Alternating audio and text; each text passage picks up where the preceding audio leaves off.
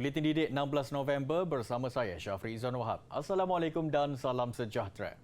Kementerian Pendidikan Malaysia KPM akan mengkaji kalender akademik sesi persekolahan mengikut penilaian semasa. Timbalan Menteri Kanan Pendidikan Datuk Dr. Mahan Sun berkata, lanjutan sesi persekolahan Penggal 3 2021-2022 untuk tempoh 2 bulan adalah untuk memperkukuhkan sistem pendidikan. Ujarnya sesi persekolahan Penggal 3 2021-2022 yang akan bermula 2 Januari hingga 20 Mac tahun hadapan menunjukkan langkah serius kementerian dalam membantu pelajar yang keciciran. Untuk 2 tahun yang lalu, kita ada hilang banyak hari-hari untuk mempelajar ataupun PDP. Jadi untuk macam mana kita nak memastikan anak-anak murid kita dapat catch up, dapat mengikuti pembelajaran dan pengajaran. Jadi untuk memastikan hari-hari yang terhilang ini yang tak dapat mereka pelajar, maka saya rasa inilah caranya. Kita adakan 2 bulan yang ekstra ini di mana untuk murid yang lebih agak lemah, maka inilah waktunya untuk mereka catch up untuk mempelajari, memperkukuhkan lagi pembelajaran mereka. Sementara itu, bagi murid yang dapat mengikuti pembelajaran seperti biasa, tempoh ini dapat digunakan untuk menguasai pembelajaran mereka. Katanya lagi, untuk jangka masa panjang, kementerian akan mengkaji dan memperhalusi takwim akademik persekolahan mengikut kesesuaian. Beliau hadir pada majlis penyampaian hadiah pertandingan esei Bahasa Inggeris Peringkat Kebangsaan 2021 anjuran UCSI dan Public Bank. Penganjuran kali kedua itu menyaksikan hampir 200 penyertaan pelajar sekolah.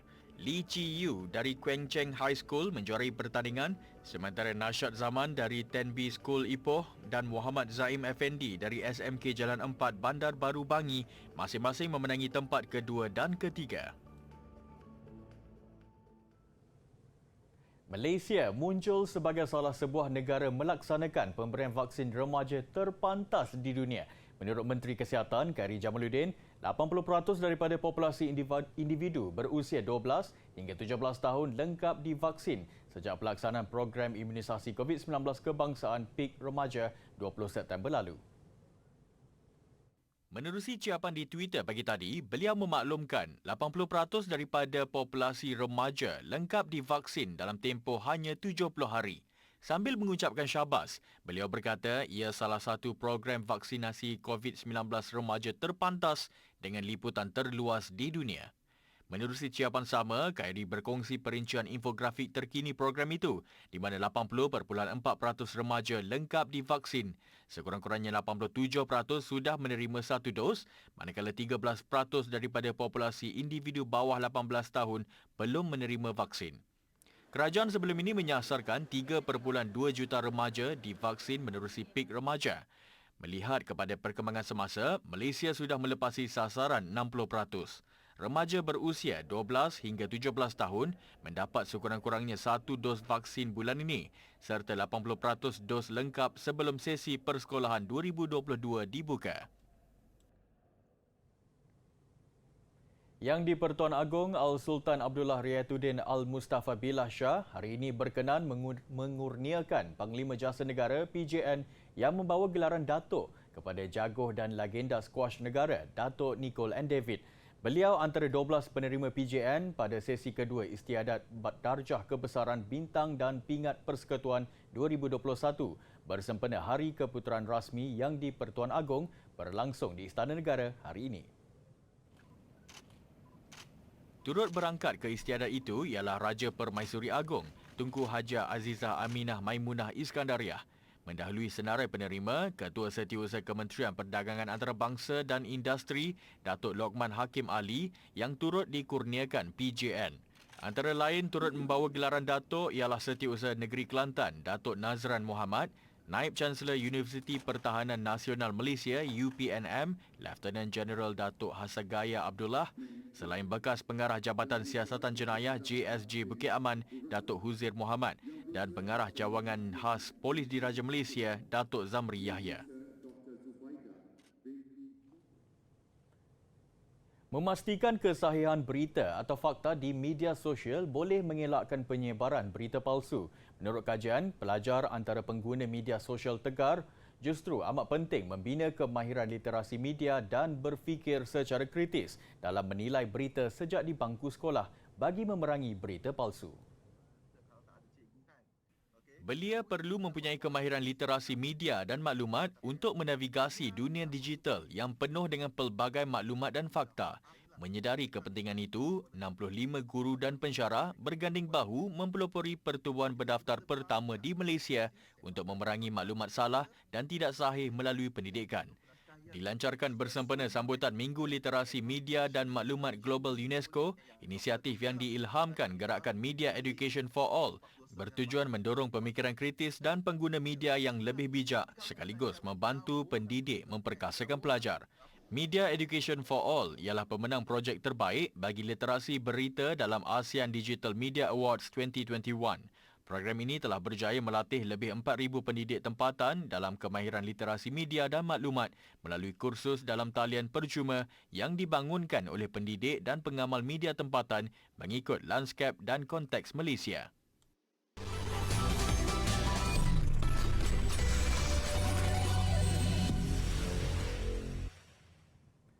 10 buah sekolah jenis kebangsaan Cina SJKC di Perlis menerima sumbangan 50 liter cecair pembasmi kuman dan penyembur nanomis.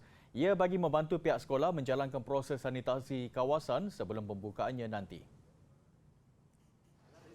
Sumbangan itu diterima daripada pembekal produk Nyah Kuman AST Chemical Group yang turut menyumbangkan kit ujian kendiri COVID-19 kepada pihak sekolah. Kuantiti yang diterima juga dianggarkan cukup untuk kegunaan harian sepanjang tempoh 3 minggu sekolah beroperasi. Dalam situasi penularan COVID-19 sekarang ni, kita pun tahu walaupun nampaknya ada penurunan dari kes-kes yang kita nampak positif. Tapi buat macam mana pun sekolah sudah dekat nak buka, kita pihak sekolah pun kena ambil tindakan-tindakan yang tegas dalam membantu kerajaan, membantu JPM Polis, membantu sekolah-sekolah jugalah untuk kita nak memberhentikan rantaian tersebutlah. Dan ini tentunya ibu bapa, para waris akan lebih yakinlah untuk menghantar anak-anak ke sekolah dan semoga dengan harap-harap di sekolah tiada sebarang penularan COVID-19 lah. Ya, untuk sebelum boleh masuk dan juga untuk setiap hari. Inisiatif yang juga program CSR AST Chemical sejak 2019 ini telah memberi manfaat kepada lebih 600 SJKC seluruh Semenanjung yang akan diperluaskan lagi. Bantuan ketika pandemik ini antara tanggungjawab mereka membantu kelangsungan pendidikan dan meringankan beban pihak sekolah. Sudah lama lah kami, sampai MCO sampai sekarang, kami sudah buat setengah biar Malaysia, setengah biar SJKC, kami sudah donate. Sekarang lagi sudah donate 600 unit sekolah.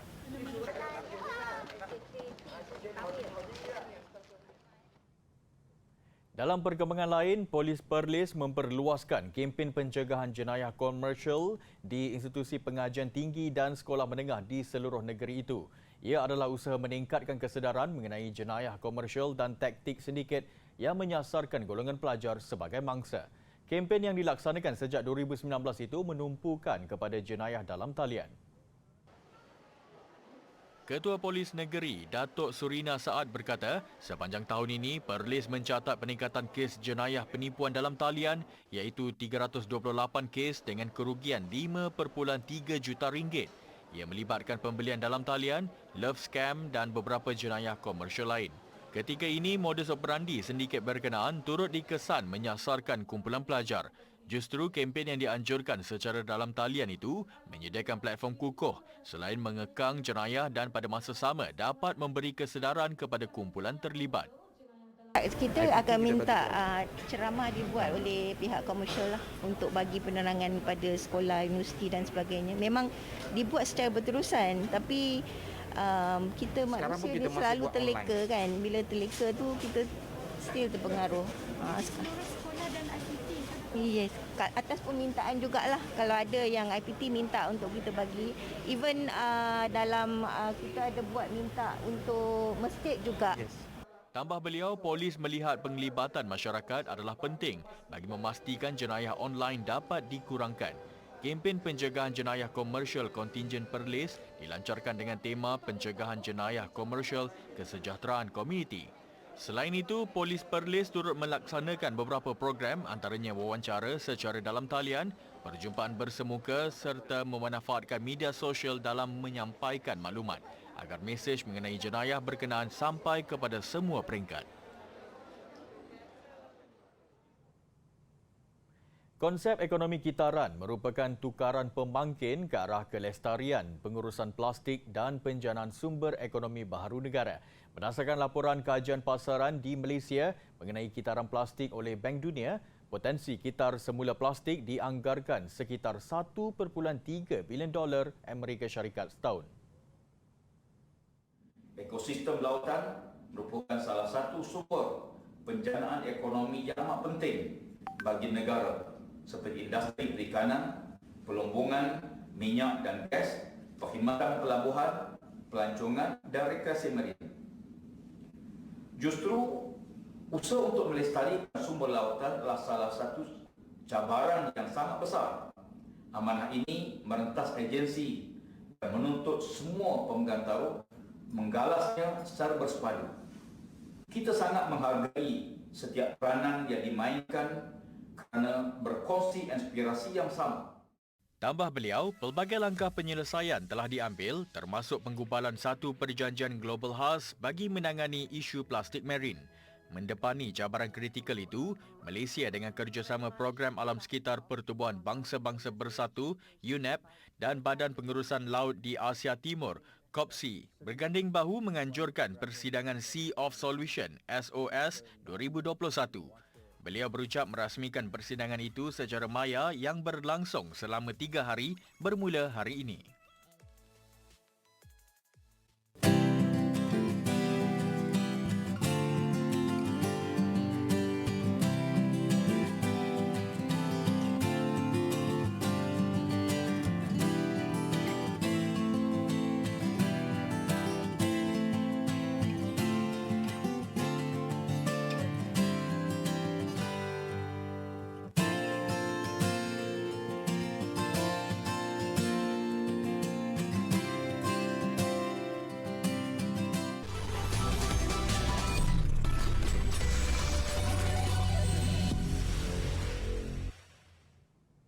Bersua kembali.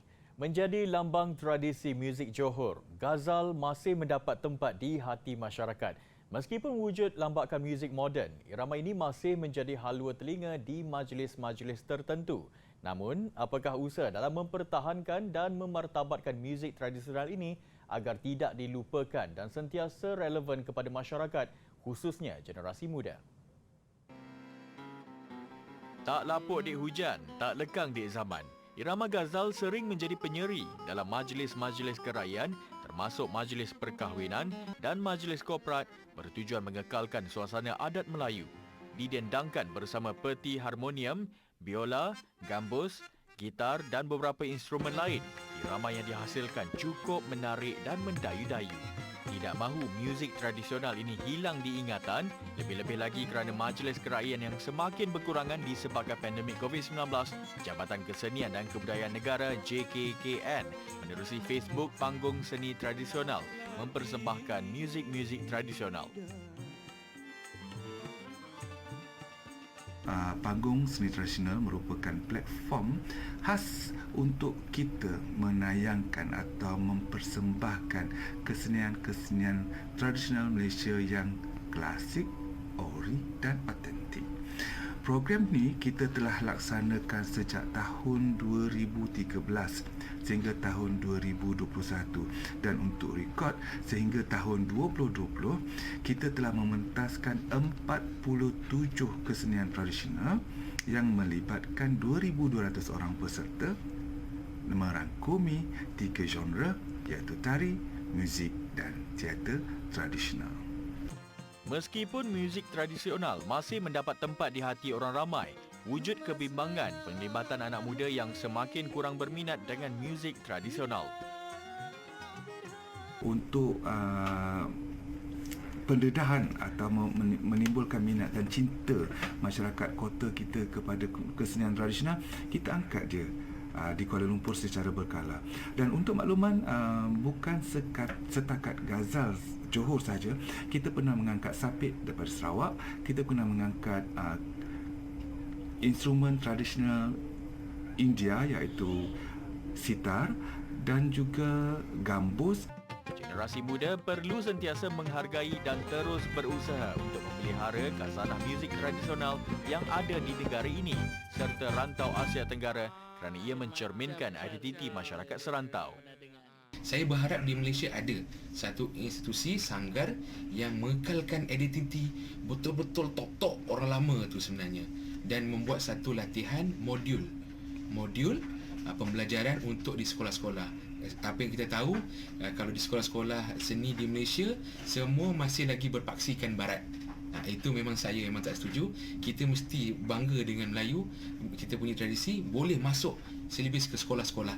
Itulah digunakan untuk sampai bila-bila. Selain itu, kepelbagaian platform juga perlu digunakan dalam menanamkan rasa minat muzik tradisional, khususnya irama ghazal dalam kalangan generasi baharu. Biarpun berdepan cabaran modernisasi, muzik tradisional Malaysia tidak akan lapuk di zaman selagi ada yang memperjuangkan irama ini. Apakah kesalahanku siksa kau demikian? Ketika kebanyakan negara sudah pun membuka kembali sekolah secara berperingkat dan penuh, Filipina kekal menutup operasi persekolahannya sejak Mac tahun lalu. Dan kini selepas lebih setahun, negara itu akhirnya membenarkan ribuan pelajar dan guru kembali memulakan sesi pembelajaran secara bersemuka. Buat permulaan, 100 sekolah awam terpilih daripada 61,000 keseluruhannya untuk peringkat percubaan selama 2 bulan. Kebanyakan sekolah terletak di kawasan pendalaman, pergunungan atau kepulauan dengan jumlah komuniti agak terhad sekaligus dianggap berisiko rendah untuk dijangkiti. Jika berjalan lancar, lebih banyak sekolah akan dibuka secara berperingkat. Selain jumlah murid dihadkan, tempoh pembelajaran dalam kelas juga kini lebih pendek dengan pemantauan ketat SOP seperti memakai pelitup muka dan kerap mencuci tangan. Kerajaan Filipina juga meneruskan pendidikan secara dalam talian menerusi siaran televisyen dan media sosial.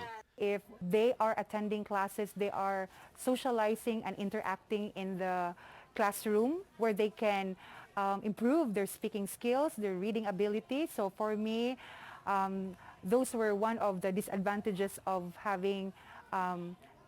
not having face-to-face classes. Kira-kira 35% daripada 110 juta penduduk Filipina kini lengkap divaksin. Kerajaan juga sudah memulakan program vaksinasi untuk remaja seawal usia 12 tahun bulan ini. Terdahulu, Filipina digesa memulakan kembali sesi persekolahan fizikal oleh UNICEF oleh golongan pendidik yang bimbang penutupan berpanjangan akan memburukkan lagi krisis pendidikan di negara itu.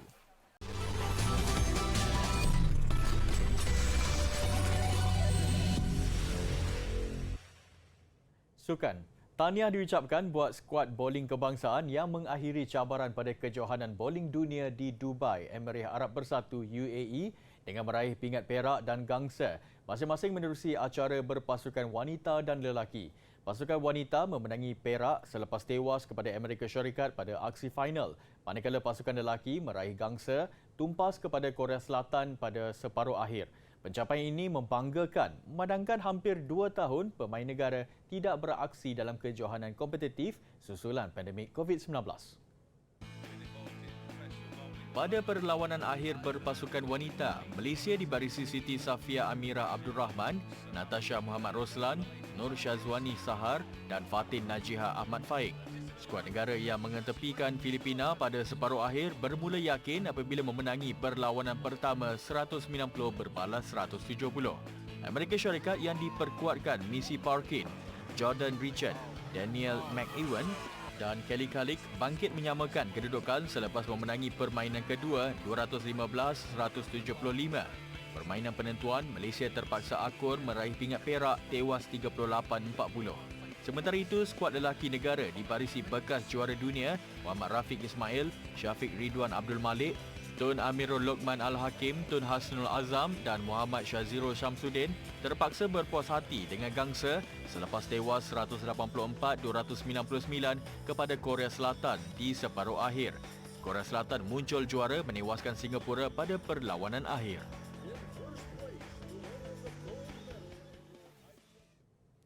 Badminton Indonesia Masters bermula hari ini. Malaysia menampilkan 15 penyertaan, masing-masing 5 dalam acara beregu campuran dan beregu lelaki, 3 beregu wanita dan 2 perseorangan lelaki. Dan cabaran Malaysia menerusi Lee Zijia pada pusingan pertama berakhir petang tadi apabila dia menarik diri ketika berdepan lawan dari Denmark, Rasmus Kjemp. Turut tersingkir awal beregu campuran Chan Peng Sun dan Goh Liu Ying apabila dikejutkan pasangan bukan pilihan dari Jerman. Cuma 13 minit, Lee Zijia berada di gelanggang pada set pertama sebelum dia menarik diri. Rasmus Kjemp ketika itu mendahului 11-9 sekaligus mengulangi cerita sama ketika aksi final menentang pemain Singapura, Loh Kian Yew pada final terbuka Hilo di Jerman minggu lalu apabila Zijia turut menarik diri akibat kecederaan. Sebelum itu, pada saingan sebelah pagi, cabaran negara menerusi beregu campuran Chan Peng Sun dan Goh Liu Ying juga tersekat seawal pusingan pertama. Meskipun diletakkan selaku pilihan kelima, mereka gagal menyaingi pasangan Jerman, Jonas Raffli, Linda Effler apabila tewas 13-21, 19-21 dalam tempoh 42 minit.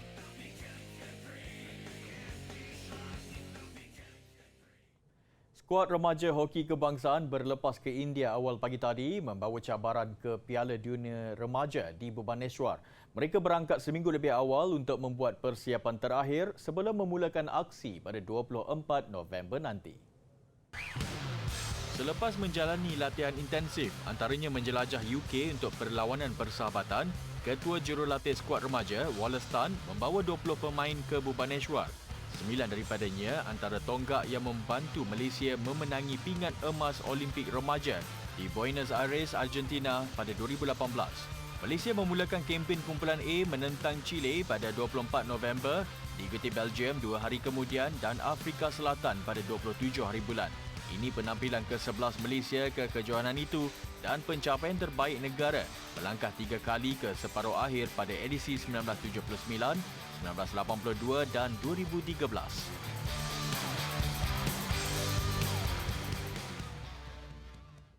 Paparan hasil seni interaktif ciptaan artis UK mengakhiri buletin didik. Bertemakan perubahan iklim, rekan bersaiz 2 meter ini dipenuhi optik fiber yang bernyala mengikut emosi. Saya Syafri Izan Wahab, salam hormat dan jumpa lagi. Assalamualaikum.